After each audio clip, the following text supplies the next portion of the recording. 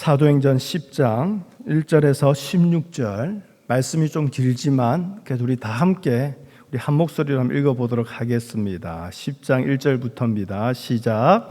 가이사랴에 고넬료라 하는 사람이 있으니 이달리아 부대라 하는 군대의 백부장이라.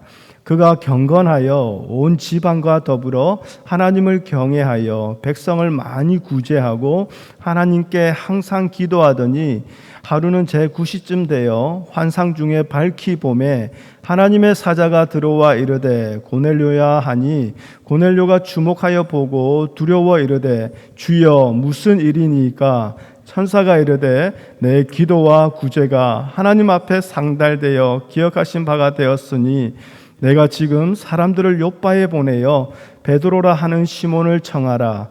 그는 무두장이 시몬의 집에 유숙하니 그 집은 해변에 있다 하더라. 마침 말하던 천사가 떠나매 고넬료가 집안 하인 둘과 부하 가운데 경건한 사람 하나를 불러 이 일을 다 이루고 요바로 보내니라. 이튿날 그들이 길을 가다가 그 성에 가까이 갔을 때 베드로가 기도하려고 지붕에 올라가니 그 시각은 제6시더라. 그가 시장하여 먹고자 하매 사람들이 준비할 때에 황홀한 중에 하늘이 열리며 한 그릇이 내려오는 것을 보니 큰 보자기 같고 내 귀를 메어 땅에 들이웠더라. 그 안에는 땅에 있는 각종 네 발 가진 짐승과 기는 것과 공중에 나는 것들이 있더라. 또 소리가 있으되 베드로야 일어나 잡아 먹으라 하거늘 베드로가 이르되 주여 그럴 수 없나이다. 속되고 깨끗하지 아니한 것을 내가 결코 먹지 아니하였나이다 한데 또 두 번째 소리가 있으되 하나님께서 깨끗하게 하신 것을 내가 속되다 하지 말라 하더라. 이런 일이 3번 있은 후 그 그릇이 곧 하늘로 올려져 가니라. 아멘. 기도하겠습니다. 하나님 감사합니다. 이 시간 다시 주의 말씀을 듣고자 주님 앞에 나왔습니다. 하나님 우리의 경건이 아니요 주께서 원하시는 경건한 자로 오늘 말씀을 통하여 우리를 다시 세워 주시옵소서. 오늘 말씀을 통하여 우리는 온전히 죽고 예수님만 우리 안에 남아있기를 간절히 원합니다. 이 일을 반드시 행하여 주시옵소서. 예수님의 이름으로 기도합니다. 아멘. 우리 갈라디아서 2장 20절입니다. 우리 파워포인트 말씀을 보여주시겠어요? 우리 갈라디아서 2장 20절 우리 앞에 나와 있습니다. 우리 다 함께 한 목소리 한번 읽어보겠습니다. 시작. 내가 그리스도와 함께 십자가에 못 박혔나니 그런즉 이제는 내가 사는 것이 아니요 오직 내 안에 그리스도께서 사시는 것이라. 이제 내가 육체 가운데 사는 것은 나를 사랑하사 나를 위하여 자기 자신을 버리신 하나님의 아들을 믿는 믿음 안에서 사는 것이라. 아멘. 여러분 이 말씀을 정말 믿으십니까? 정말 우리 입술의 고백이 아니라 이것이 나의 참된 현실이라는 것을 참으로 믿으십니까? 그래서 우리가 육체 가운데 살아가는 모든 순간이 나를 위하여 자기 자신을 버리신 그 하나님의 아들을 믿는 믿음 안에서 사는 것임을 여러분 절감하고 계십니까? 아무도 아멘 하지 않는 거 보니 마음속으로 아멘을 외치고 있으리라 믿습니다. 여러분 오늘 말씀을 갈라디아서 말씀을 보시면 알겠지만요, 하나님께서 우리를 이 믿음 안에 살게 하시는데 이 믿음 안에 살게 하시기 위해서 가장 먼저 하신 것이 뭐냐? 그건 바로 우리를 그리스도와 함께 십자가에 못 박은 것이라는 거예요. 그러면 예수님의 십자가로 인해서 죽임당하고 무너진 것은 바로 내 자신이라는 거예요. 그렇지 않습니까? 예수님의 십자가가 죽여놓은 것은 바로 나라는 거예요. 그렇다면 이 믿음으로 우리가 살아가고 있다면 더 이상 이 믿음은 할 수 있다, 하면 된다, 해보자, 아자자, 파이팅, 이게 아니라 이 믿음은 하나님, 나는 죽었습니다. 나는 없고 오직 예수 그리스도만이 나에게 존재합니다. 이게 믿음 아니겠습니까? 성경을 창세기부터 요한계시록까지 보면 좋겠지만 그렇게 보지 않아도 이 한 구절 말씀 안에 이 정확한 기독교의 진리가 들어가 있지 않습니까? 주님만이 우리 안에 사신다라는 거, 이것은 무슨 말입니까? 주님이 우리 안에 사는 건 알겠어요.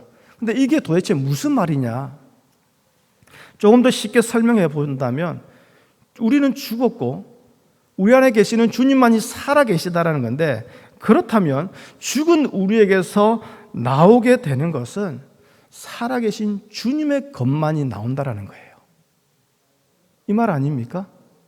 살아계신 주님의 것만이 우리에게서 나오는 것, 이게 바로 주님이 우리 안에 사신다라는 거죠. 예수님은 이것을 가지고 예수 안에 거하는 자, 그걸 뭐라고요? 참된 포도나무의 비유로 말씀하셨죠.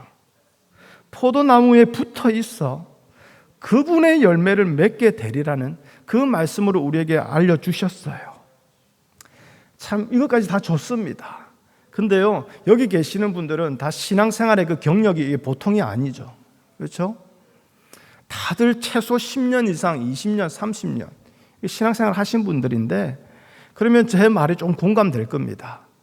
이상한 건 뭐냐면 신앙생활을 하면 할수록 우리가요, 이 열매에 좀 집착을 하게 돼요. 성경은 열매를 맺게 된다고 하는데, 그런데 내 신앙생활을 보면, 내 삶을 보면 별로 열매라고 말할 만한 게 안 보이거든요. 그러니까 이 열매에 마음이 좀 조급해집니다. 예수님은 분명히 스스로 열매를 맺을 수 없다라고 말씀하셨음에도 불구하고 어떻게든 내가 보여줄 만한 열매를 맺어보려고 힘쓰고 노력합니다. 그래서 내가 믿음으로 살아가고 있다는 것을 좀 증명하고 내 스스로 만족하며 또 안심하고 싶어하는 그 마음이 있는 거죠. 여러분, 이것이 바로 갈라디아에서 사도 바울이 말하는 성령으로 시작하였다가 육체로 마치는 것이고, 믿음을 말하지만 믿음과 상관없는 종교생활을 하다가 끝나는 인생이라는 거예요. 오늘 본문 말씀에 바로 베드로가 이런 모습을 보여주고 있습니다. 하나님의 말씀을 따라 살아가는 것이 성도인데, 베드로는 하나님 말씀보다는 자기 생각을 따라가고 있죠.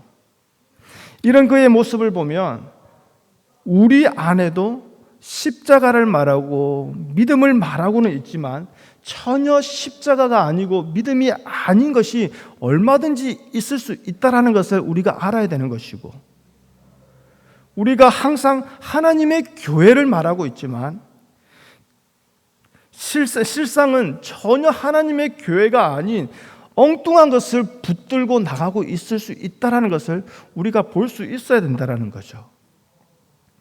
이러한 베드로를 고쳐가는 하나님의 일하심이 오늘 우리에게도 동일하게 일어나기를 간절히 바랍니다.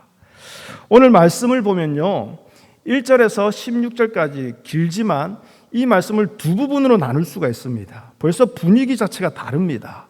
1절에서 8절까지 보면 이방인 백부장입니다. 고넬료에 대해서 이야기하고 있고요.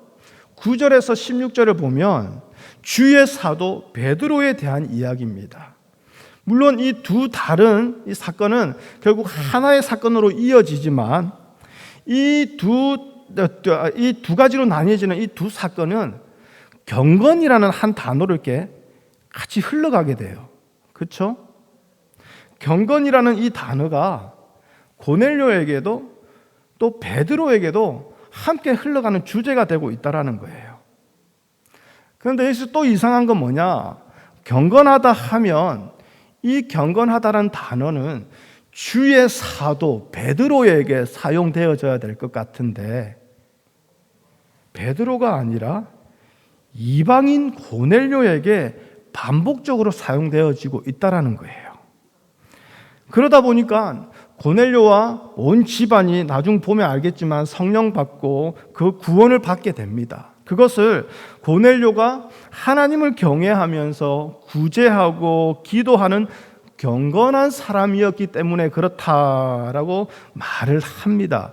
실제로 말씀을 보면 마치 그의 기도와 구제가 하나님께 상달되어 기억하신 바 되었다고 말하고 있으니 그렇구나, 고넬료의 열심이 이 모든 것을 이루게 되었구나라고 이해하는 것도 무리는 아닌 거죠.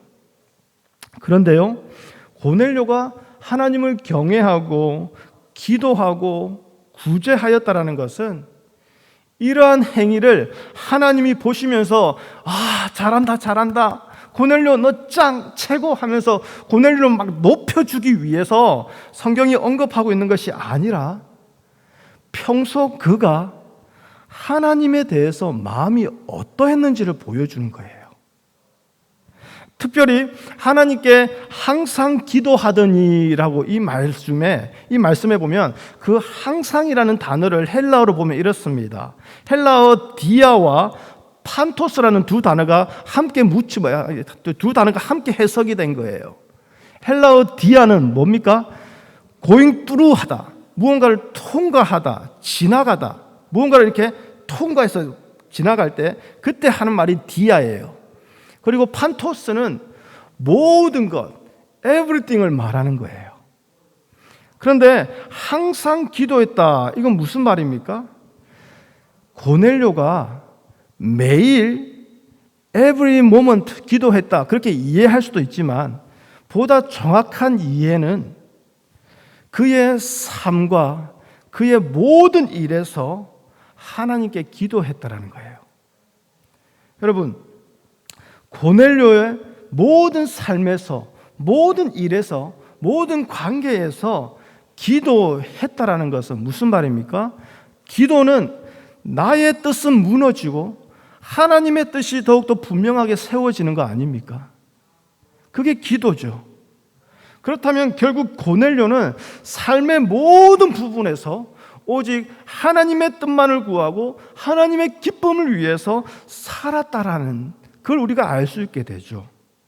이런 고넬료에게 하나님은 환상 중에 욥바에 사람을 보내어 베드로를 청해 오라고 말씀하십니다. 그러자 고넬료는 즉각 집안 하인 둘과 부하 가운데에 경건한 사람 하나를 불러 욥바로 보냅니다. 지금 고넬료는 왜 하나님이 이러한 일을 자기에게 시키시는지 전혀 알지 못하고 있습니다. 근데 우리는 성경을 다 내용을 알고 있으니 그 이유를 금방 알 수 있죠. 왜 그렇습니까? 하나님은 지금 고넬료를 사용하셔서 베드로의 잘못된 신앙을 지적하고 그 베드로를 고치기 원하시기 때문에 이 일을 하시는 거예요. 자, 우리 9절에서 16절을 볼까요? 베드로가 배가 고픕니다. 그래서 무언가를 먹고자 하는데 황홀한 중에 하늘이 열리며 한 그릇이 내려오게 됩니다. 근데 그 안에는 뭐가 있습니까? 각종 네 발 가진 짐승과 기는 것과 공중에 나는 것들이 있습니다. 그러면서 소리가 들려오기를 베드로야 일어나 잡아 먹어라. 지금 베드로가 너무나 배가 고픈 상태입니다. 성경을 보니까 제6시라고 하죠. 유대인의 시간은 유대인의 시간에서 6시간을 더하면 지금 우리의 시간이에요. 그러면 6시라 하면 지금 우리 시간으로 말하면 점심시간 딱 12시예요. 이때까지 아침을 안 먹었으니 배가 고프죠. 당 떨어져가지고 살 떨리고 손 떨리고 지금 힘든 거죠. 그런 상태에서 하나님이 먹으라 주면 감사합니다 하고 먹을 수 있는 거 아닙니까? 그런데 베드로가 뭘 합니까? 주여, 그럴 수 없나이다. 속되고 깨끗하지 아니한 것을 내가 결코 먹지 아니하였나이다 라고 말하며 그것을 먹기를 거부합니다. 그러자 두 번째 소리가 또 있습니다. 하나님께서 깨끗하게 하신 것을 내가 속되다 하지 말라. 이런 일이 3번 있은 후에 그릇이 하늘로 올라갔다, 이렇게 이 이야기입니다. 여러분, 이것은요 단순히 부정하다고 여기는 음식을 먹지 않는 것보다 먹는 것이 순종하는 것이고 옳은 것이다, 그걸 가르치는 것이 아닙니다. 지금 하나님에게요, 베드로가 부정한 것으로 여기는 것을 먹느냐 먹지 않느냐, 이게 중요한 문제가 아니라는 거예요. 제가 어릴 때요, 부흥회에 오신 한 목사님이 그 말씀을 하셨어요. 성도는 순대를 먹으면 안 된다. 여러분 다 순대 좋아하시죠? 특히 우리 부산 경상도는 순대 막장에 찍어 먹거든요. 저는 군대 가서 순대를 소금에 찍어 먹는다는 사실을 알고 충격을 받았어요. 그 맛있는 순대를 제가 어릴 때 부흥회 오신 목사님이 먹으면 안 된다라는 거예요. 깜짝 놀랐어요. 왜 안 되느냐? 부정한 동물인 돼지의 피가 들어갔기 때문에 우린 그거 먹으면 안 된다. 그래가지고 한동안 저 순대 안 먹었어요. 그런 기억이 있습니다. 여러분, 신앙을요 이런 식으로 접근하게 되면 결국에는 어떻게 되는지 아십니까? 자기 신앙이 옳다라는 것만 남게 돼요. 내가 옳다라는 것만 남게 됩니다. 그러면 여기서 어떤 모습이 나오는지 아십니까? 내가 옳다라는 자기 신앙을 다른 사람에게 요구해요. 너도 이렇게 해야지. 이게 맞는 거야. 그러면 이게 결국 어떻게 되느냐? 내가 요구한 대로 못하게 되면 그 사람은 믿음 없는 자가 되는 거죠. 결국 신앙생활 하는데 내가 심판자가 돼가지고 모든 사람들을 판단하는 거죠. 지금 베드로에게 신앙은요, 그리스도와 함께 십자가에 죽었기에 이제는 오직 하나님의 뜻만이 나오는 것이 아니라 부정한 음식을 먹지 않는 것이 경건한 신앙이라는 거예요.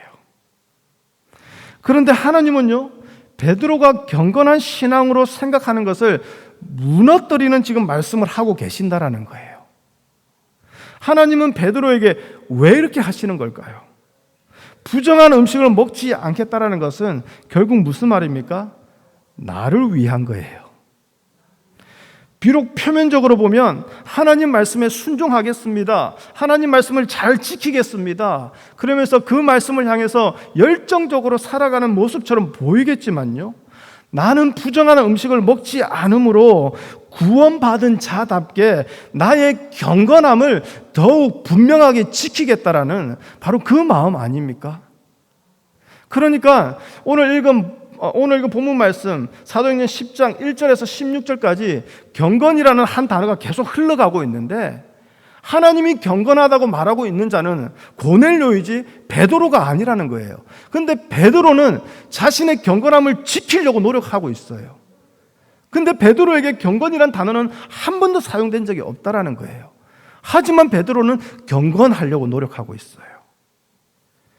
여러분,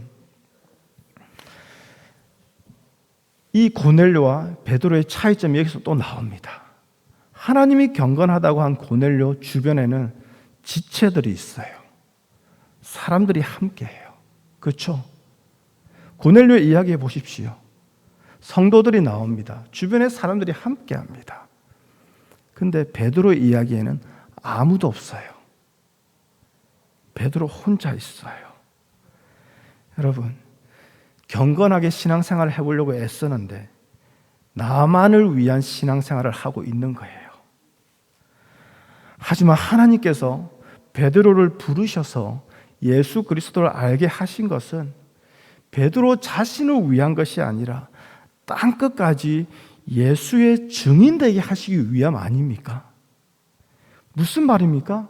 하나님이 택하시고 부르시는 다른 형제들을 위해서 하나님이 베드로를 먼저 부르셨다라는 거예요. 즉 다른 사람을 위해서 살아가라고 우리를 먼저 믿는 자로 택하시고 부르셔서 믿음을 주셨다라는 거예요. 나만을 위해서 신앙생활을 하게 되면요, 베드로처럼요, 우리는 항상 속되고 깨끗하지 아니한 것을 결코 먹지 아니하겠다, 여기에 우리 모든 관심이 다 가게 돼 있어요. 마치 토요일 날이 여호와가 말씀하신 안식일이니 태양신, 세상의 우상을 섬기는 일요일 날에는 안식을 결코 지키지 않겠다라는 그런 사람들이 있습니다. 이들에게 신앙은 무엇입니까? 토요일 안식을 결코 범하지 않겠노라. 이것이 신앙입니다.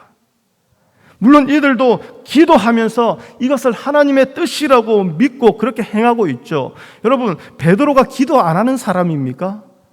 오늘도 기도하러 올라갔다고 하지 않습니까? 지붕 위에 올라갔다는 것은 무슨 말입니까? 어느 누구도 방해받지 아니하고 하나님과 단둘이 깊은 교제를 나누겠다. 베드로 기도하는 사람입니다.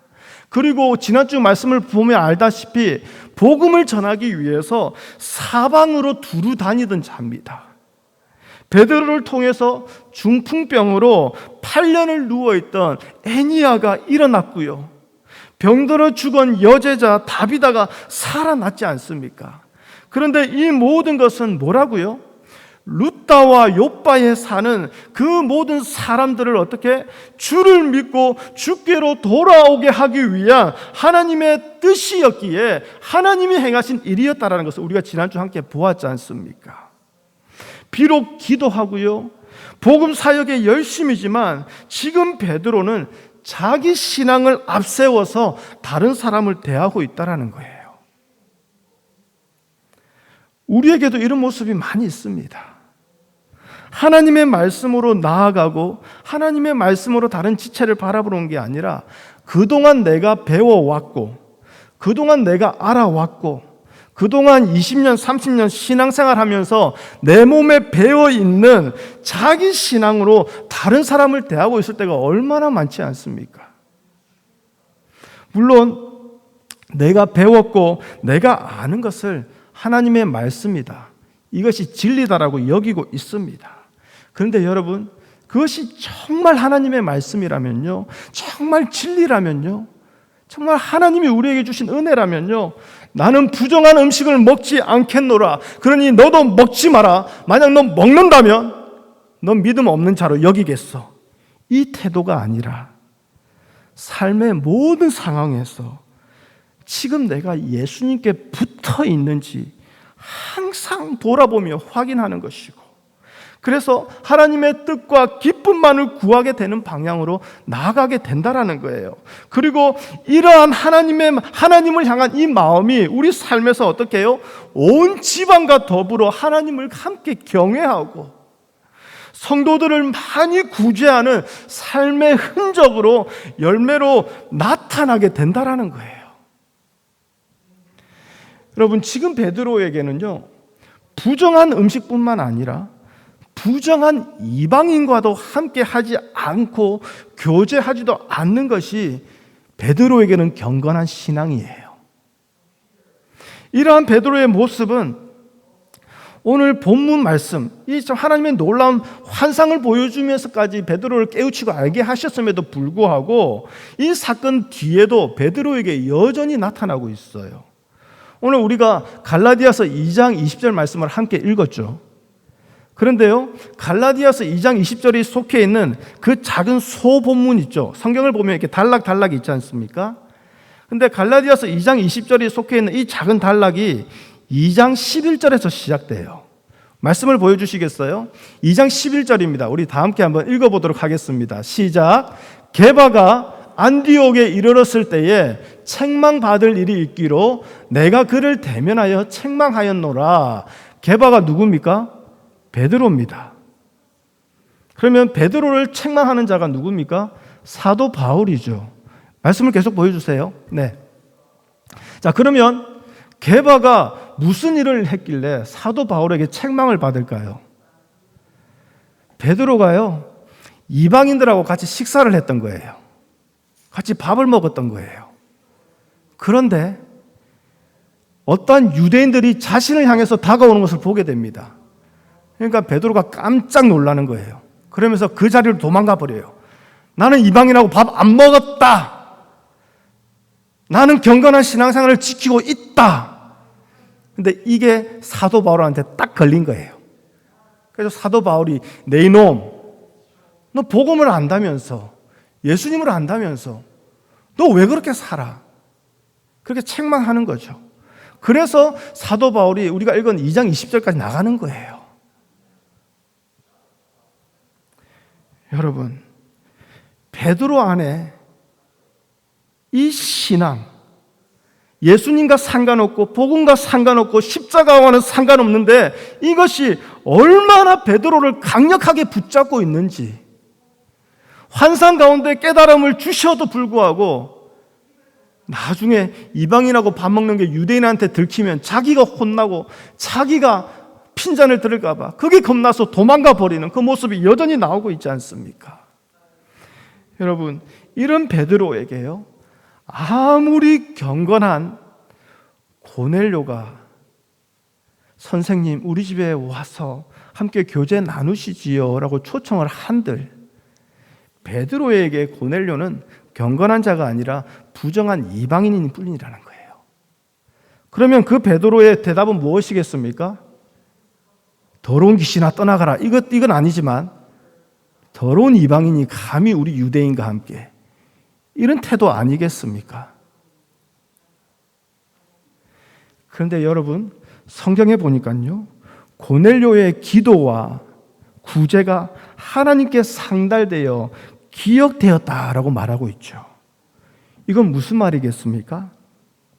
하나님께서 고넬료를 용납하셨다라는 뜻 아닙니까? 하나님께서 고넬료를 사랑하신다라는 뜻 아닙니까? 하나님께서 고넬료를 인정하고 받아주셔서 하나님의 백성으로, 하나님의 자녀로 삼아주셨다라는 뜻 아닙니까? 즉 하나님이 용납하시고 하나님이 사랑하시는 자를 베드로는 어떻게 하고 있습니까? 자기 신앙으로, 자기 전통으로, 자기 열심과 고집으로 어떻게 해요? 판단하고 배척하고 있다는 거예요. 이러한 모습을 깨닫게 하기 위해서 하나님은 하늘에서 부정한 동물이 담긴 그릇의 환상을 보여주시는 거죠. 지금 베드로에게 필요한 것은요, 부정한 음식을 먹지 않겠다라는 그 고집을 끝까지 지키는 것이 아니라 하나님이 용납하시고 사랑하신 것을 자신도 받아들이는 거예요. 이게 지금 베드로에게 필요한 겁니다. 오늘 하나님이 우리에게 이 말씀을 들려주시는 이유는 뭘까요? 우리 안에 베드로가 너무 많이 남아있다라는 거예요. 우리 안에 베드로가 너무 많이 살아있다라는 거예요. 나의 신앙, 나의 전통, 나의 교회 생활로 하나님이 용납하시고 사랑하셔서 나에게 보내신 자를 우리는 싫어하고 거부하고 있지 않느냐, 이 말입니다. 하나님은 사랑해 주시고 하나님은 용납하시는데 내가 해왔던 신앙생활하고 코드가 맞지 않아서 밀어내고, 나랑 상식이 안 통하고 나랑 말이 안 통하니 밀어내고 있지 않냐, 이 말입니다. 이것은 단순히 사람이 살아가는데 그런 일 다 일어나지요 하고 끝낼 이야기가 아니에요. 왜? 이것은 예수 그리스도께서 십자가에 흘리신 그 보혈을 우리가 멸시하는 것이기 때문에 그렇습니다.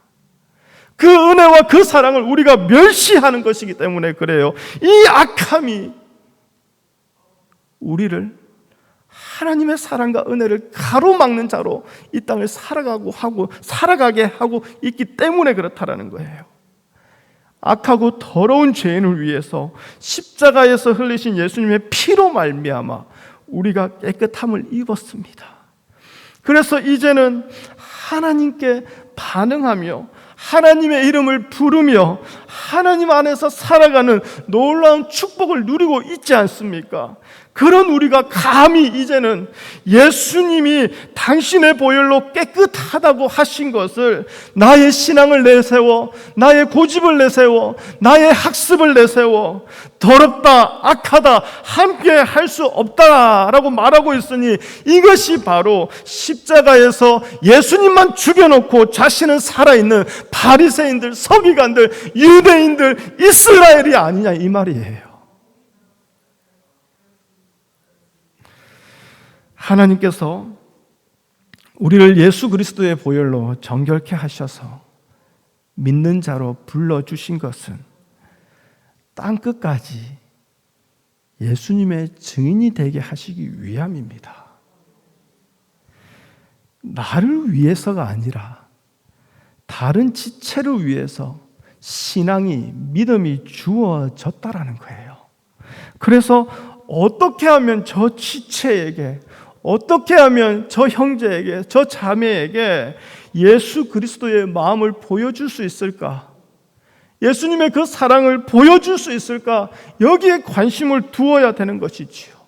부정한 것을 먹지 않는 것, 순대를 먹지 않는 것, 어떤 특정한 날만 안식일로만 지키겠다라는 것, 이 모두 예수 그리스도의 마음을 보여주고 나누는 것과는 전혀 상관이 없는 자기 신앙만을 나타내고 보이고 있는 거라는 거예요. 여러분, 부탁드리겠습니다. 예수님이 십자가의 피로 헐어버리시고 무너뜨리고 죽여놓은 내 자신을 제발 다시 세우려고 하지 마십시오.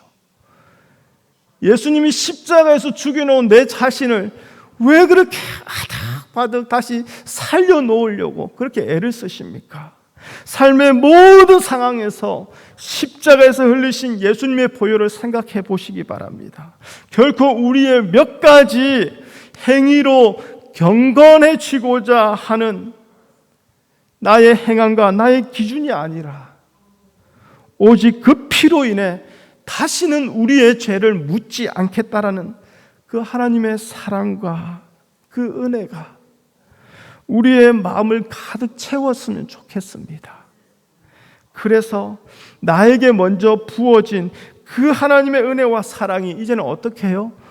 온 집안에 나누어져 함께 하나님을 경외하고 성도가, 지체가 서로 돌아보며 구제하는 경건한 성도로 살아가시기를 축복합니다. 우리 마지막으로 우리 에베소서 5장 1절 2절 말씀입니다. 앞에 나와 있는데요, 우리 다 함께 읽어보고요, 오늘 모든 말씀을 끝내도록 하겠습니다. 다 같이 읽어보겠습니다. 시작. 그러므로 사랑을 받는 자녀같이 너희는 하나님을 본받는 자가 되고 그리스도께서 너희를 사랑하신 것 같이 너희도 사랑 가운데서 행하라. 그는 우리를 위하여 자신을 버리사 향기로운 제물과 희생 제물로 하나님께 드리셨느니라. 우리 다시 한번 더 읽어보겠습니다. 5장 1절부터입니다. 시작. 그러므로 사랑을 받는 자녀같이 너희는 하나님을 본받는 자가 되고 그리스도께서 너희를 사랑하신 것 같이 너희도 사랑 가운데서 행하라. 그는 우리를 위하여 자신을 버리사 향기로운 제물과 희생 제물로 하나님께 드리셨느니라. 아멘. 하나님 감사합니다. 고넬료와 베드로의 모습을 통해서 하나님이 원하시는 경건이 무엇인지 다시 돌아봅니다. 하나님께 인정받고 하나님께 택함 받은 것을 더욱더 명확하게 내세우고자 경건하게 살고자 노력합니다. 경건하고자 애씁니다. 그런데 어느 순간 그 경건의 기준이 나의 기준이 되어버렸습니다. 나의 신앙이 되어버렸습니다. 나의 판단이 되어버렸습니다. 내가 배운 것들이 되어버렸습니다. 그래서 하지 않겠노라, 이것만 외치며 살아가는 우리의 악함을 오늘 말씀을 통해서 보여주시니 주님 감사합니다. 주님, 하나님께서 원하시는 경건한 자로 내 삶의 모든 구석에서 오직 나는 죽고 살아계신 예수님의 것만이 나타날 수 있도록 주여 축복하여 주시옵소서. 예수님의 이름으로 기도합니다. 아멘.